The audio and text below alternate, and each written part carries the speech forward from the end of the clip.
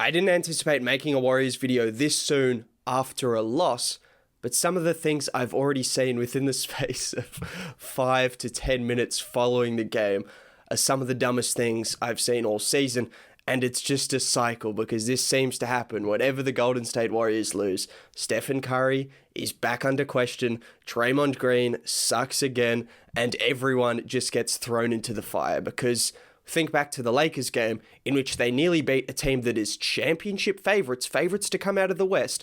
They went toe-to-toe with them defensively. Stephen Curry dropped 37 points and they had a fantastic game. They just fell short to the championship favorites and the champions from last year. Pretty good result. And then they lose one game. That's the beauty of the play-in game. Anything can happen. The other beauty of the play-in game is overreactionary people, because following this one game in which the Warriors were bad for one half, they were bad. Probably 3/4 actually. They just had a bad game. They weren't connected. They were making bad decisions. Draymond Green's passing was off. Stephen Curry forced a few turnovers. Guys weren't making the right reads and cuts, and it was just overall sloppy. And defensively, they weren't fantastic either compared to the Lakers game. Following that one game, there's a lot of things that have been brought into question, which I just want to talk about briefly, because the first one is, oh, Stephen Curry, he's a top 3 MVP candidate and he didn't lead his team to the playoffs. That doesn't make sense. No, things don't make sense because, is he still the best player in the NBA? Yes. How many people would have won this team this many games? They didn't have much help. They were terrible at the start of the season. Their record without Steph is awful. I think they're 10 games above 500 with Steph in the lineup. At least that's what they were recently. They're still about 9 to 10 games above 500 when Steph played. He just unfortunately missed games through injury, which if you want to talk about his injury concerns and him missing games, that's fine. If you want to talk about his on-the-court performance, I mean, what are we talking about? I don't care if they miss the playoffs. I don't care if they're the 12th seed. It's clear to see he's still one of the most impactful players in the league, and in my opinion, either the second MVP candidate or the first. Yeah, I genuinely believe that. I think Jokic is first, but Steph is second in my opinion, and it's not really close between him and Embiid. I don't care. Oh, Embiid has Simmons, Harris, and a good team around him. Steph has Draymond, who played well this season, and I'm going to get into the Draymond slander, and then a bunch of guys who are finding their way on a new team. It's just not remotely the same thing, so blaming this on Stephen Curry is as dumb as saying Stephen Curry was washed at the start of the season because he had a couple of bad games. And we're not getting back into this. I thought we'd already established that he's one of the best players, in my opinion, the best player in the NBA. So let's not do this because they lost one play-in game. And then the Draymond Green disrespect. It's back. I made a video on this, which is obviously going to do terrible because the Warriors just got eliminated, and I figured that could be an issue.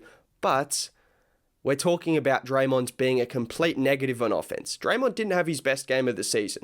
Again, this is what's going to happen. When someone has a bad game, when everything's on the line, obviously they're going to get scrutinized. That's fair. But let's not act like he didn't score 7 points in the last 10 minutes of the game and assist 3 times. I'm seeing people say that he's a complete negative on offense. He doesn't contribute when Steph gets double teamed. Are we watching the same sport? Is Draymond not the same guy who sits in the middle of the three-point line when Steph gets double-teamed? Steph passes it to Draymond. Draymond attacks the defense and either gets to the rim or kicks it out to a shooter or a cutter. Are we not watching the same sport? Is that not the Warriors' game plan when Steph gets double-teamed? Is it not the reason he averages 9 assists? Is it not the reason that they don't double-team Steph literally every single possession? And people saying, oh, they still double-team Steph. Yeah, no kidding. I mean, why would you not? Draymond is solid on offense, but it's still Stephen Curry. They double team Damian Lillard. They double team Luka Doncic. They double team all the best guards and all the best players in the league and have done so for 100 years since Bob Cousy was in the league, and they're going to continue to do it. So what are we talking about right now? We're blaming it on Draymond. He missed one bad shot. Bad shot. His second half was fantastic defensively, and offensively he made the right plays. First half was bad, made some bad turnovers, wasn't at his best defensively. Had a good second half, had a fantastic season, one of the best defenders in the league still, leading the Warriors to the 5th best defense in the league despite having so many moving pieces that don't really match, and we're going to blame him and we're going to act like he's a liability again. We're doing this again. This is kind of the cycle of the Golden State Warriors. It seems like, oh, they're terrible, let's hate on them and let's pretend Steph and Draymond suck. Oh, they're good again. Oh, I always knew Steph and Draymond were good. They have one bad game, one bad half. Oh, Steph and Draymond suck again. Steph's not the most valuable player. Draymond Green is a liability. I like how that works. That makes a lot of sense. Good stuff, good stuff. But in general with the Warriors, like, what were we expecting? What were we expecting? They're missing Klay Thompson. They had a new guy come in, James Wiseman, who's clearly not ready to make an impact as a second overall pick. Does that mean he's going to be bad? No. Kelly Oubre started the season terribly. Andrew Wiggins had to find his feet. They had a bunch of new players. How many new players on the roster? JTA, Kent Bazemore, Andrew Wiggins pretty much new, Kelly Oubre Jr., all of these guys were new. Draymond was coming off an injury, Steph was coming off an injury, and we're expecting them to do what? You weren't expecting them to make the playoffs, but because they missed the playoffs, you're still criticizing them for missing. I don't quite understand. They're going to get a top pick. They're going to get Klay Thompson back. They were never going to win the championship this season. They might have gone to the second or third round because they have Steph Curry and Draymond Green, who have both performed fantastically in the playoffs every single season of their career and were going to elevate their performance, and teams did not want to face this Warriors team, that's for sure. But they weren't going to win a championship. Next season is the season in which we can start to criticize them and start to say, oh, if Steph Curry's not valuable enough because he's not leading his team to a championship. No, this isn't the season to criticize them because clearly there's a lot of things that still need to be addressed.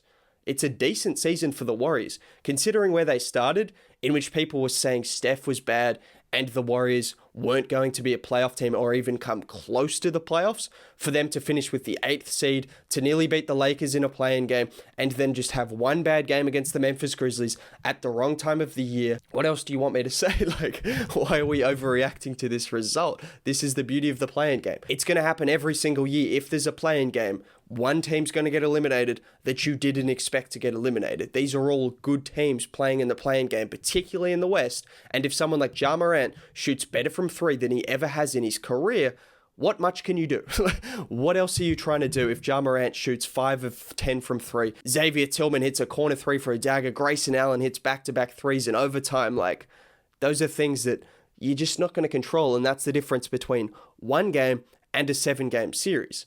If Steph came into a 7-game series and had a bad series, or Draymond the same, then we can start to criticize them. We're not criticizing them for one singular game. That just doesn't make much sense to me. Anyways, I'm just looking forward to the Draymond slander because, I mean, he had a fantastic season. Like I mentioned, led the Warriors to a top 5 defense despite everything going on. He was great as a playmaker. He was great passing out of double teams, which some people don't seem to recognize because I swear they're watching something completely else or just not watching the Warriors at all. And he made one bad play down the stretch of an important game in which I think he just looked tentative. It just looks like he was trying not to draw an offensive foul. That's where he was kind of, his head was in the wrong direction. He just looked like he didn't exactly know what he wanted to do. That was after he made 2 plays in a row down the stretch to score points when the Warriors were down. And he made a couple of crucial passes and defensive stops. But he made one bad play, and all of a sudden, he's a liability at the half court. He's a bad player again. I just had to talk about this because Steph Curry has gone from the best player in the NBA to not a top 3 MVP candidate just because of one game. What are we talking about? Anyways, credit to the Grizzlies. They played a good game.